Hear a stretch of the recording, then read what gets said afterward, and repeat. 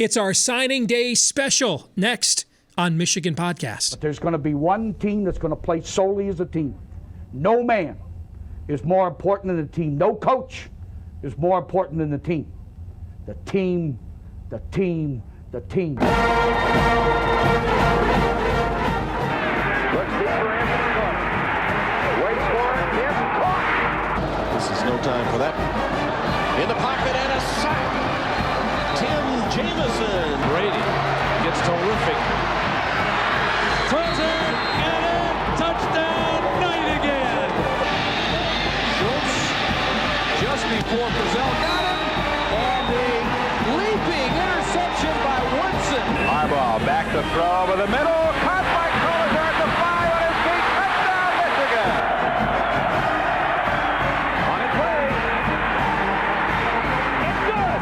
He's 5'7", 179 pounds, a junior at Michigan. But Jamie Morris packs a wallop, and he delivers for Bo Schembechler. And here's your first play. Pressure coming, sack. It is Glenn Steele, number 81, who fought his way through the traffic. Option. And Robinson calls his own number, and he's going to score. Oh, an easy touchdown for Robinson and Michigan.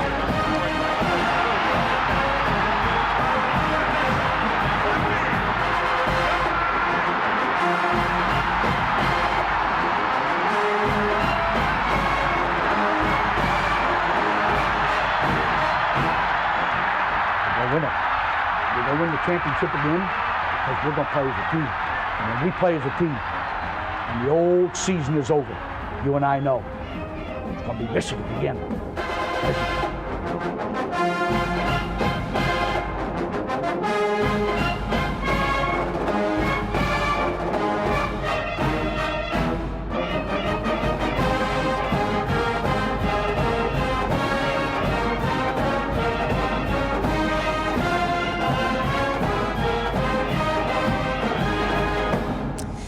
Go Blue. Welcome to this week's episode of Michigan Podcast. I am Steve Deace. Thank you for being patient.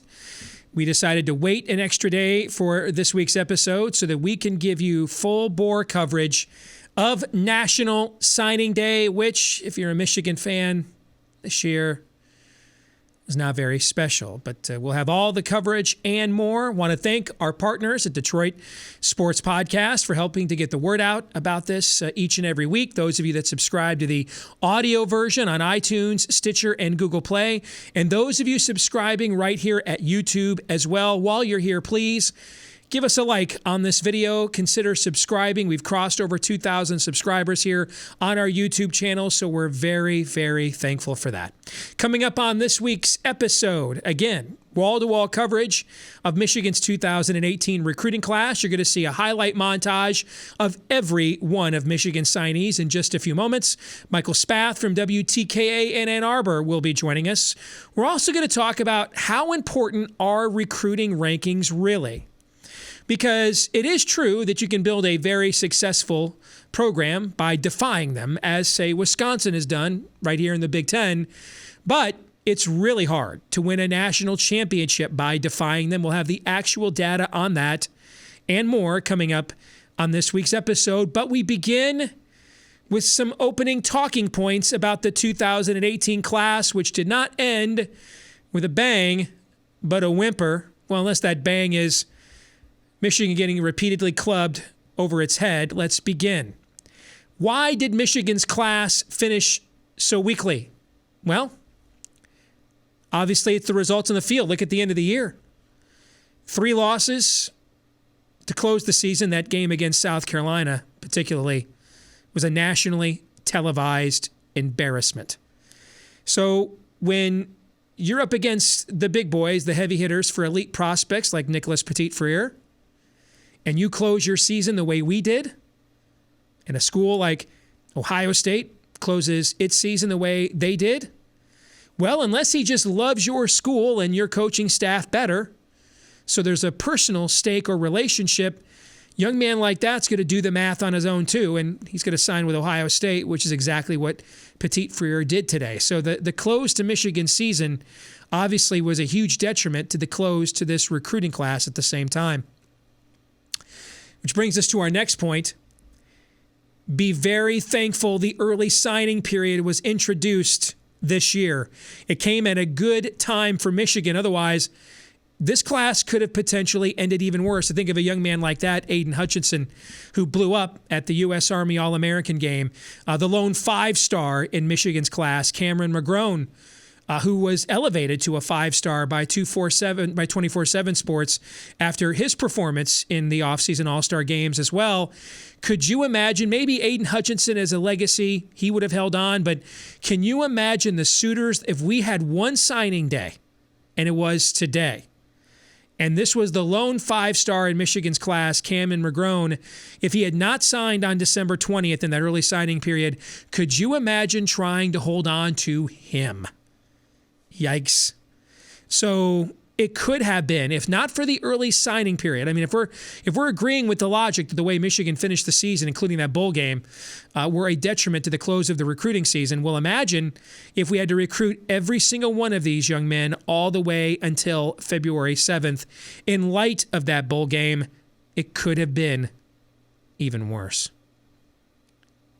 Next, Michigan's class was also hurt by a lack of immediate playing time that the previous two classes offered. I mean, one of the reasons why, just even beyond demographics, tradition, etc., one of the things that helps the Ohio States, the Clemsons, the Alabamas, just to reload in the recruiting rankings every year, and now Georgia is getting up there as well, they're losing so many guys early to the NFL that new guys come in, and even at these elite programs think, I can play right away. I think of a young man, Patrick Surtain Jr., I'm getting old enough to remember watching his old man. He was considered an LSU lean this entire time.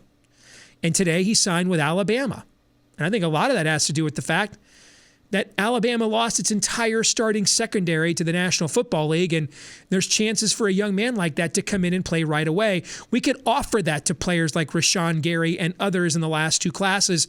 Given the amount of production we have returning on our team, we've got one of the most experienced teams returning this coming fall. There aren't a lot of immediate opportunities for playing time. So I think that was always going to hurt Michigan's class as well. And then you throw in the way we finished the season, those two things together, and that's a difficult dynamic. Which brings us to this point. Michigan finished behind several schools in the recruiting rankings that just made head coaching changes. In fact, I'm looking at it right now, and you can see it on your screen as well. Look at the 4 schools immediately ahead of us. Nebraska, Florida, Tennessee, Texas A&M. They just fired their coaches, guys, or they just lost their coaches. There's UCLA up to 16. They fired their coach too. There's Oregon at 15. They lost their coach. All right, I mean, what is that, 6 schools? Think about that. 6 schools. 6. I'm going to have to pause to start cutting myself. 6 schools that made coaching changes finished with better recruiting classes than Michigan.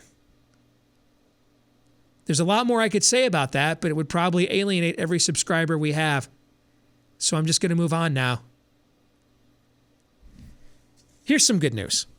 Here are some players that aren't included in the recruiting class rankings that are likely going to figure and factor heavily for Michigan this fall. Casey Hughes, the defensive back transfer from Utah, and Shea Patterson, the quarterback transfer from Ole Miss, who I do believe will be eligible this fall. If they were to be in this year's recruiting classes, Patterson would probably be a 5-star, Casey Hughes probably a 3-star. If you add those two guys to Michigan's current recruiting class point total, they're going to finish ahead of many of the schools with the new coaches I just mentioned. Still not a great class, or at least the class we were hoping for, but it does. And when you look at the recruiting rankings, one thing to keep in mind is a lot of times, instead of looking at where you're placed, you have to look at where you're tiered. I mean, where Texas and Georgia and Ohio State are, their point totals, they're really close to each other, and they're at a different level than everybody else. And then you look at the next few schools, like 4 through 10 are separated by like 15 points. Then you look at the next tier of schools, they're separated by anywhere from 15 to 20 points. So we're really talking about a player or two. All right. And so if you add those two young men who are going to be, I think, factors on Michigan's depth chart this fall, that would change the complexion of this year's class for the better, and that should be noted. So it's not all bad news, I suppose. And it's still a class ranked higher than most of Harbaugh's classes while at Stanford. As you just saw in the latest rankings at the time we're taping this, Michigan has fallen to 23. When we put that data point into our open, Michigan, I think, was at 17 or 18. Harbaugh's highest ranked class at Stanford was 21. So most of his classes were anywhere from 21 to 25. So this class is more in line with the sorts of classes Harbaugh was recruiting at Stanford. And obviously, he had a lot of success there, and those classes set the stage for the success David Shaw has continued to have at Stanford even up until this very moment. 2 more points to ponder about this recruiting class. Length and speed were emphasized in this class. I think only one Michigan signee measures in at shorter than 6'1". Obviously, a lot of athleticism in this class as well, but we're dealing more with low 4s and high 3-star guys. And what does that typically mean? That typically means guys who are athletically gifted, may have undefined positions, like a Michael Barrett, who's a player that I think has a chance to be one of the few immediate contributors on this year's team. But, the problem is, what's his position? When you're dealing with guys that are the high 4 stars to 5-star players, you're not just getting athletic excellence, but you're getting guys, we've seen their skill set. We know how they project at a high level at college football. When you're dealing more with the high 3-star, low 4-star guys, those are more guys that athletically are very gifted, but they need to be developed. They're in between 2 or 3 different positions right now, and that would define a lot of the classes that Harbaugh had at Stanford, and I think that's a good description of the class that Coach Harbaugh signed today.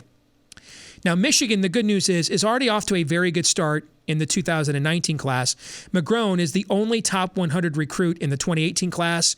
Depending on which service you look at, Michigan already has 3 players that are ranked in the top 100 for 2019, and that's good, but if the Wolverines finish on the field this fall, the way they did this year, that 2019 class is going to collapse at the end, just like the 2018 one did. So what to make of the 2018 class? Well, make of it what you will with your own eyes. Here's a highlight montage of every one of the young men who have signed on to be a part of the Michigan Wolverines.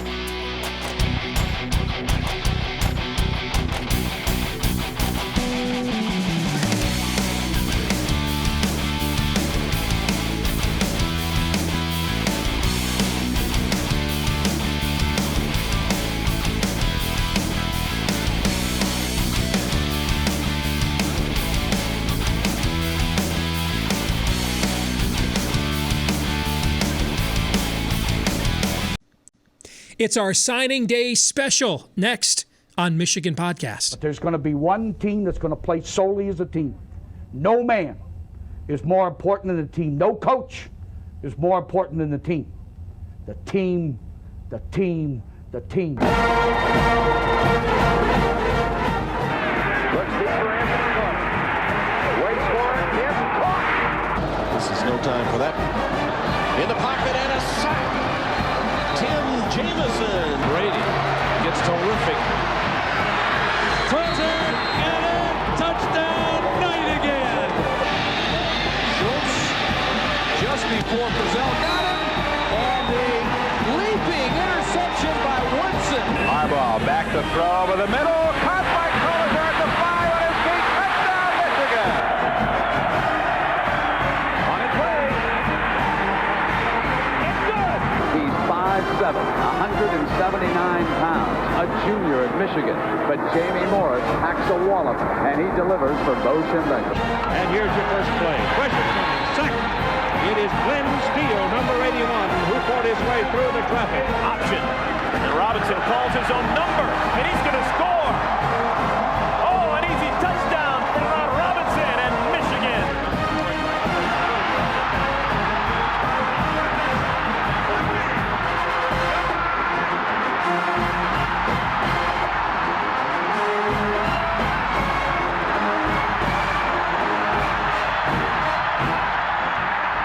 We're going to win the championship again because we're going to play as a team. And when we play as a team and the old season is over, you and I know it's going to be Michigan again. Michigan.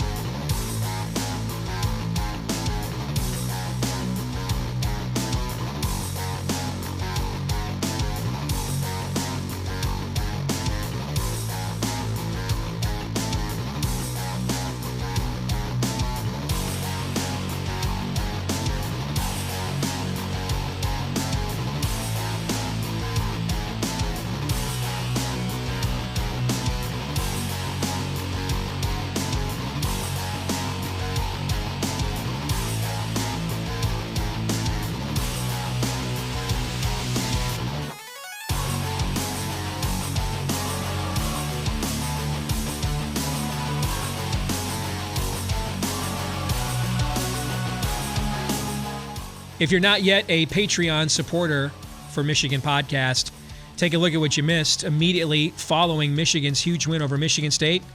We had an instant reaction podcast for our supporters, breaking it all down right there at patreon.com/Michigan Podcast. And again, we want to thank all of you who helped to cover some of the costs, the overhead it takes to produce this, really, for YouTube anyway, a high-level production, the graphics and everything else. You know, as my old college roommate Mike Bartram used to say, romance without finance, a damn nuisance, right? So, I mean, someone had to pay for all the equipment, and someone had to supply the mediocre talent that you are watching right now. So thank you to those of you on our Patreon page that are contributing to help make this possible. And you too can contribute as well and get extra special content exclusively for you by being one of our Patreon supporters. Joined now on our National Signing Day special by our good friend Michael Spath from WTKA in Ann Arbor, who is back from his honeymoon. Good to see you, Michael. Thanks, Steve. I really appreciate it. Signing Day special, huh? What's special about today? Well, it's special can have numerous meanings. Some of them are not good, but this has been a disappointing day for Michigan football. And if you look at the class in and of itself as an isolated incident, we didn't have a huge class to offer scholarships to.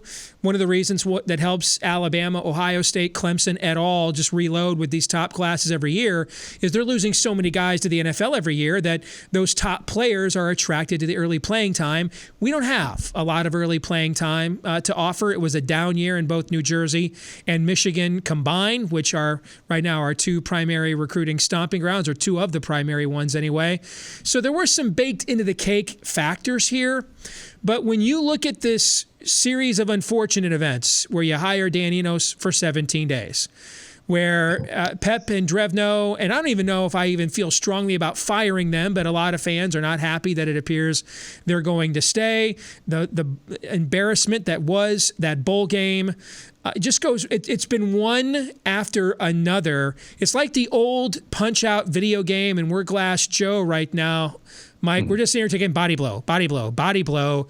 Where does it end for Michigan football? Because when you watched a kid that you offered first, you scheduled your bowl practices at his school, signed with Ohio State today, and then you watch a young man who gave up on you a couple of weeks ago in the recruiting process to sign with a school that just fired, or just lost, I should say, his position coach. And that is the one position we had some playing time available, was at tackle. We didn't meet that need in this class really at all. So what's going on here?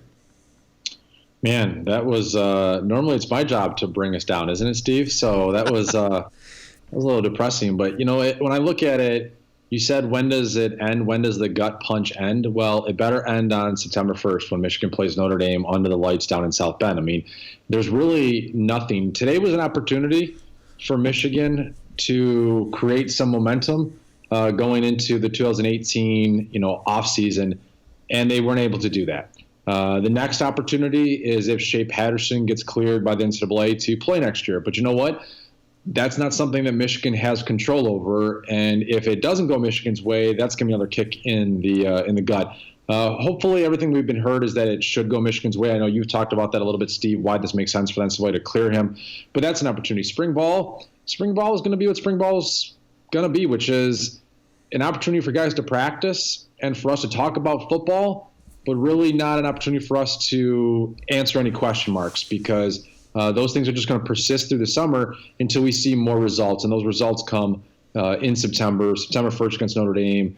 Then a couple weeks later, you got Michigan State and Ohio State and Penn State, Wisconsin. And so, no, it's going to be a long offseason. And hopefully, instead of taking kicks to the gut, Michigan is kicking people when we get to next football season. I cannot underscore the importance of the 2018 football season. And you understand this, Steve, very well, because when you look at it, and I thought there was a terrific article by Nick Baumgartner from the Detroit Free Press that came out just a couple hours ago that I read. And I said on my show on Wednesday is that you sell hope and promise in the future the first couple of years. And you look at the 2016 2017 recruiting classes for Michigan, and it's very clear that the Michigan program was selling the idea that they were going to contend and compete for championships. And after that, you have to sell results. and there's really no results for Michigan to sell right now. 2016 ended with a whimper. 2017 was a complete and utter abomination. And so where they're at right now is they're going to have a class like this because what are they selling to these kids that compares to Ohio State and Clemson and Alabama and Georgia and USC and even Penn State, who's won a Big Ten championship and went to a better bowl game than Michigan this past year. And so 2018 is so critically important because you have to sell results or you're going to end up with another class in 2019 like we just signed in 2018. And then instead of talking about, getting this program to a championship level in 2019 and really starting to contend and be on Ohio State's level, then you're looking at, a long 8-10-year plan of long-term development, and that's not what we signed up for when Michigan landed Jim Harbaugh. All right, before we draw any more long-term conclusions from what's going on with our football program right now, let's do this. Let's take a step back. We're one of two out of 12 schools in the country to have top 10 recruiting classes 2 of the last 4 years. The 3 recruiting classes that Jim has signed, their average ranking is number 10. This class, according to a couple of services that still have it in the top 20, would still be ranked higher than any of his classes at Stanford were. The highest ranking I think any of his classes at Stanford had was, I think, 20 or 21, so right around there. Is it possible we're overreacting to this? I just want to throw that out there before we draw any more, disconcerting long-term conclusions. Are we just overreacting to this possibly, Michael? It is possible that 2018 is a one-year anomaly on the recruiting cycle, but that's only the case. And it's possible that 2017 football season, when Michigan football went 8-5, was a one-year anomaly. And the seasons preceding it, winning 10 games in both 2015 and 2016, although I say the 10 games won in 2016 was a disappointment considering where they were. But it's possible that we're just in this one-year cycle of the exception to the rule. And going forward, the 2019 is a great recruiting class because Michigan football goes up there and plays really well in 2018 and has the Georgia effect or has the Miami effect or has the Penn State effect. And in 2019, Michigan is winning a championship, and the 2020 class is fantastic. That's what we can hope for, Steve, certainly. But when I look at the one concern I have when I look at this class is here we are 3 years into the Jim Harbaugh tenure, and did this class help you get any closer to competing for that ultimate prize, which is the national championship? Did this class help you get any closer to competing with Ohio State and Georgia and Clemson and Alabama and Oklahoma? And I think even the most ardent, fervent, loyal fan for Michigan would probably say, no, it didn't help you get it that much closer. And so, people look at Stanford and say what he was able to develop with 3-star recruits and then some 4-star recruits. But, I think Stanford is a little bit of a, it was an unfinished product by the time Jim Harbaugh left. So we don't really ever know to what degree he was going to achieve at. We don't know if the program peaked in his final year when they, won 11 games and won an Orange Bowl, and great success, certainly. But was that program going to be able to take it to the next level and compete for a national championship? We're not sure. Stanford has not been able to do that since. They've been a very good program, a steady program under David Shaw, but they've never been able to take it to that next level. And so I think it's unfair of us to say, well, look where he was proceeding with Stanford, because where he was, he might have been at the top of the mountain. Now, if he takes Michigan to the same mountaintop that he did at Stanford, and that is a New Year's Day 6 bowl game victory and 11 wins, then fine. I think people will be pretty excited about that, but that's not a championship. That's not a national championship, and it's not a conference championship. What's the mood there in Ann Arbor? I am I'm a Walmart Wolverine. I didn't go to school there. I moved to Grand Rapids when I was 9-10 years old and got hooked on Steve Smith, Anthony Carter, Rick Rogers and that gang, and I've been a fan, diehard, no matter where I've lived in America ever since. But I'm not tied in to the epicenter there like you are. You're talking to the local fan base, which would, being closest to the situation, you would assume would be the most rational, lucid, informed.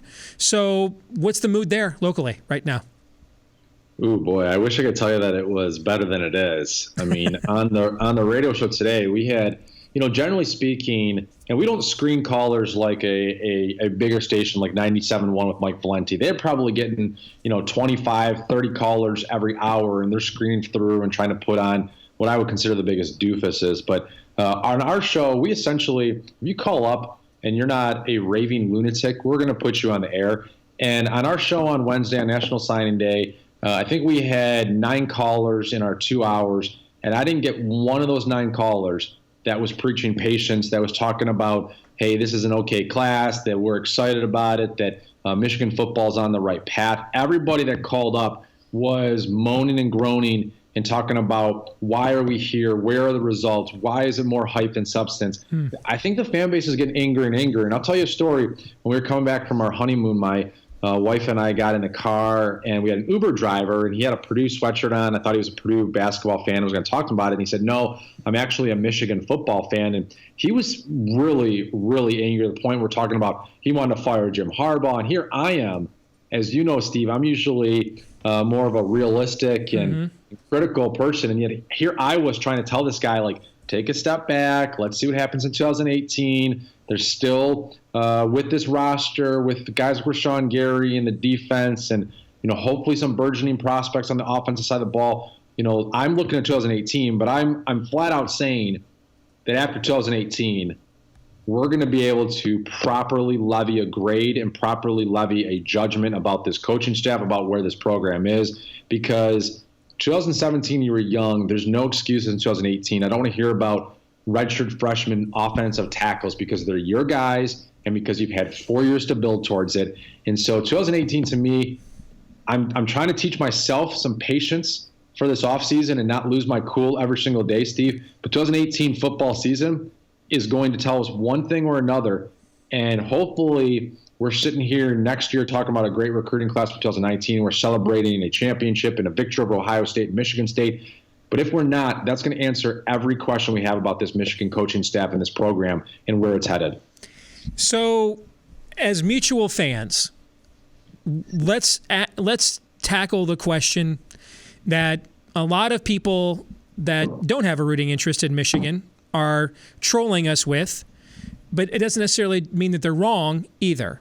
So let's discuss this for just a second as we close this out, Michael. Is it possible, given how much more competitive the league is now, how much more competitive Michigan State is now, and of course their situation is somewhat up in the air because of what their campus is going through, but let's set that awful story aside for a minute and assume it doesn't disrupt the flow of power in the football program, which I doubt that will be the case, but let's assume that it is.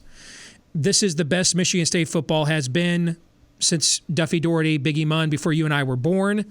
But also the Big Ten wasn't as good outside of how good Michigan State was as it is right now. The demographics in the Midwest, where you've seen the erosion culturally of jobs, the manufacturing base, the flock to the South that we are seeing, which has greatly helped Southeastern Conference recruiting with so many more players in their own backyard now. When you look at all the demographics, you look at there's probably certain places, Michigan, you and I would agree, is making more, I don't want to call them compromises, let's say willing to make more maneuvers now to win than they have been in the past. But there's probably always going to be a place that Michigan's not willing to go, that maybe some others are willing to go to do that. It's probably, though, not as highfalutin as most Michigan fans think, but I'm sure there's at least some place they won't go to. So given all of these realities, is it possible we just may never be a dominant football program again? I mean, look at Notre Dame. They're not a dominant football program. Every few years, they can cycle up and be nationally relevant. But Brian Kelly's got a lot more 8-9 win seasons there than he does 11 and 12 win seasons. So is that possible? I don't want to contemplate it, but we're getting trolled with this question now. And I think we have to ask ourselves if, given the accommodations and maneuvers we're willing to allow Harbaugh to perform and his resume coming in, I mean, if he can't get you there, maybe you just can't get there. And maybe we need to maybe we need to be charged on one end as customers, and then as fans on the other, maybe we need to be more realistic accordingly. I don't want that to be true, but we're getting trolled with that question now. So what's your response to it? I think, honestly, that you're probably right. I think that is a world that Michigan fans don't really want to consider as the likelihood. But I will say this, if Michigan doesn't win in 2018 or 2019, doesn't win a championship, doesn't make a college football playoff and show that it can compete with those programs, their job's going to get so much harder because what you just said, I mean, the Midwest is shrinking in terms of a recruiting base for the Wolverines, and they don't recruit Ohio very well. The one state that is consistently producing that type of top talent, Michigan doesn't really recruit from. And so if Michigan wants to be a national program, that you look at their success in New Jersey, you look at it in Florida, you look at it in Georgia, you look at it in California, and to continue to be able to compete in those states, they're going to have to produce results at a much higher level than they're producing because Georgia is clearly circling the wagon in their own state, and they're giving prospects a reason to stay home. Florida with Miami making a resurgence, and now Florida State and with Willie Taggart, and Florida with Dan Mullen, if they make a resurgence, they're going to give their in-state prospects another reason to stay home. I don't think Rutgers is ever going to be a contender in New Jersey, but other programs are going to go in there. Penn State's going to go in there more consistently like they have been. Notre Dame's going in there. Maryland's going in there. So there's a lot more competitors for those areas that Michigan's been successful at recruiting. And when you look at it, they don't win in these next couple of years, their job recruiting those areas gets that much tougher. And the idea that Michigan's ever going to be on par with Alabama, I mean, I think if we're being realistic right now, Steve, we should probably say that Michigan's never going to be on par with Alabama. Now, in all fairness, nobody's on par with Alabama. But can Michigan beat Clemson? Can Michigan beat Georgia? Can Michigan beat Oklahoma? Right now, if you look at the last 10 years, there's only been one team that's outside of the Southeast or the South or the far West that's been able to do that. That's Ohio State. Nobody else has come close. Notre Dame's had, a little bit of success here and there, but nobody else in the Big Ten has been able to do it. You look at, even in the ACC, but further up the coast, nobody's been able to do it. In the Pac-12, Washington's they're there, but they're not really there when they get to the ultimate level. So I'm looking at this and saying it might just be that college football becomes dominated by the SEC, some teams in the ACC, Texas, Oklahoma, and the Southern California schools. And that might just be it. And if that is, then the reality for Michigan fans is waking up to a world where you can't compete for a national championship, and we're going to all have to readjust our expectations of what is a successful season. The good news is that you can still win your conference because you're really looking at only one other team in Ohio State that is recruiting at that really high level. Penn State's good, Michigan State's good, Wisconsin, Nebraska's going to be a good team to look at. But you can win your conference. You can win 10 games a year, but it's going to end there. It's going to end with having to settle for a New Year's Six bowl game and taking your satisfaction from going 11-2, 10-3, that type of success, and winning your New Year's Six game and maybe going to Indianapolis if the world that you're talking about ends up coming to fruition. Well, what you just described is Stanford. As great of a program as they've been, they've never really been a competitor for a playoff spot yet, but they're perennially a contender in the Pac-12, Pac-10. So that's kind of the program you just described. Michael, good to see you. I know you have to go. Thanks for joining us here on a busy signing day. Yeah, thanks, guys, very much. We'll talk to you next week. So do recruiting rankings matter? They do, and they don't. We'll discuss that next. There's a look at The Athletic, our partners here on Michigan Podcast, some of the best online sports commentary you'll find anywhere on the interwebs over at The Athletic. And right now, through our partners at Detroit Sports Podcast, you can get a discounted subscription to The Athletic. Promo code DSP, D as in David, SP as in Paul, DSP, promo code DSP at theathletic.com. So invariably, when your school has a disappointing year in recruiting rankings, you go to the tried and true, well, they're overrated anyway. Well, are they? Well, they kind of are, but they're really not. You know me, if you watch this show on a regular basis, I like data. I like facts. not venting opinions. So let's look at what the data shows. Looking over the playoff era, and we're going to use the recruiting rankings according to 24/7 Sports because I like the way they do the composite rankings of the major services. Okay, so here were the 4-year recruiting rankings of every playoff team since this started in 2014. There you see Alabama, number 1 class every year. Florida State's lowest class leading up to its playoff appearance in 2014 was 11th. Ohio State, top 6 class every year. Oregon, its lowest ranking leading up to 2014 was 21. How about 2015? Alabama again, number 1 class every year. Clemson, 20, 15, 16, and then 9. Michigan State only had 1 top 25 class in the 4 years leading up to its playoff appearance in 2015. I think they played itself out when they faced Alabama in that national semifinal. And there you see Oklahoma. They were between 12 and 16 all 4 years prior to their 2015 playoff appearance. What about 2016? Alabama, number 1 every year. Clemson, 15, 16, 9, 11. Ohio State, 3 top 4 classes. Its lowest class was number 7.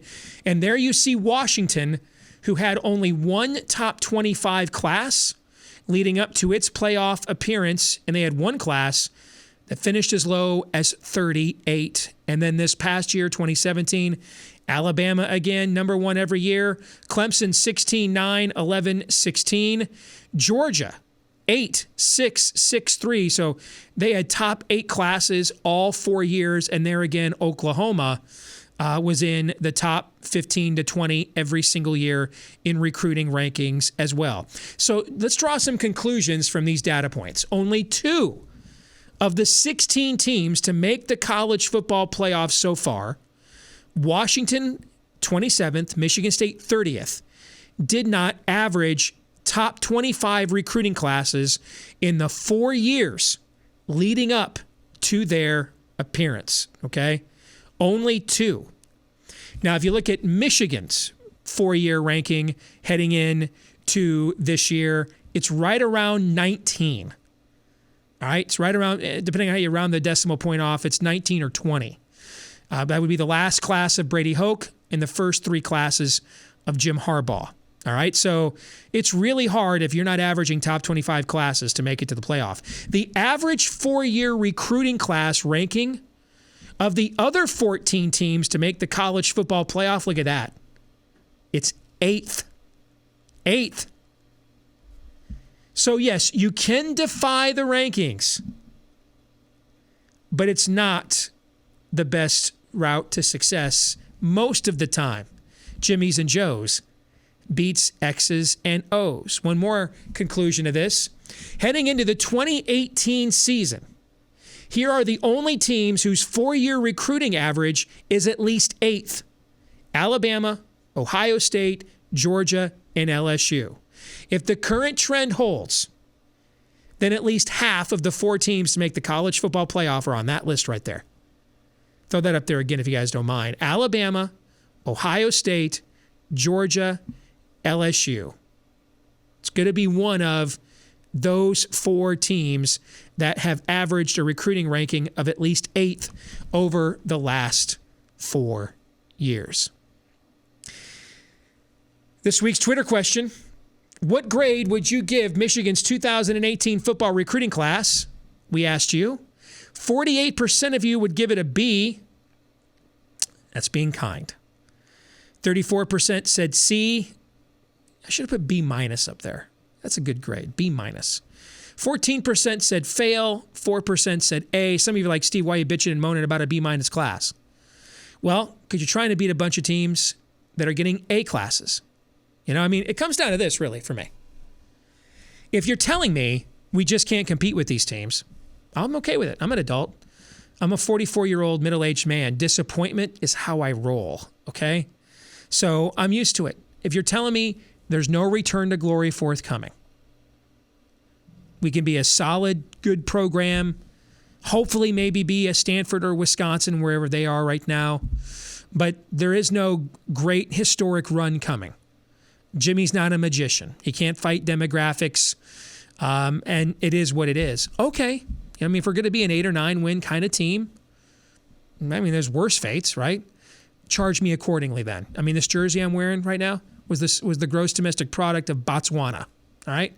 So if we're just going to be an 8 or 9 win team, then, I'm giving my kid for his birthday this weekend a certificate to show him I'm taking to the Wisconsin game this fall. And that's going to cost me, like half a mortgage payment. So if we're just going to be an 8 or 9 win team, I'm okay with that. Charge me accordingly. Don't charge me and you what it takes to pay for $4 million assistants and a $9 million a year coach. Okay? Question of the week. Kent Smith asks, who in this class do you see contributing right away? I think you'll see several guys on special teams, McGrone, Van Summeren. I think several others I think you'll see on special teams. But let me give you a name. I mentioned him earlier, so that was a bit of a tease. One guy I think could be a surprising contributor is Michael Barrett out of Valdosta, Georgia. He was the Offensive Player of the Year, Class 7A in Georgia. He's no joke. The problem is he doesn't have a defined position, right? So he played quarterback, but he's not really one. Frankly, he's the kind of guy, if I was down there in his backyard at Georgia Tech, I'd have been all over him to run my triple option. I think he's perfect for that scheme. But one of the things we could use an immediate opening for is a guy who can make plays in space on offense. We're still looking for more explosive playmakers on offense. Just got a hunch when you watch his film, you look at his bio, that maybe Michael Barrett's a guy similar to Chris Evans, similar recruiting profile, and he made an impact his freshman year. That's one guy I've got my eye on for this fall. Well, let us know what you think about what we think. You can follow us on Twitter at Michigan Podcast. Also, you can follow our friends and partners at Detroit Sports Podcast as well. If you ever miss anything we write, tweet, we broadcast, MichiganPodcast.com is the website. No show next week. Reminder, no show next week. We'll be back again on February 20th. Until then, hopefully the news is better. Go Blue.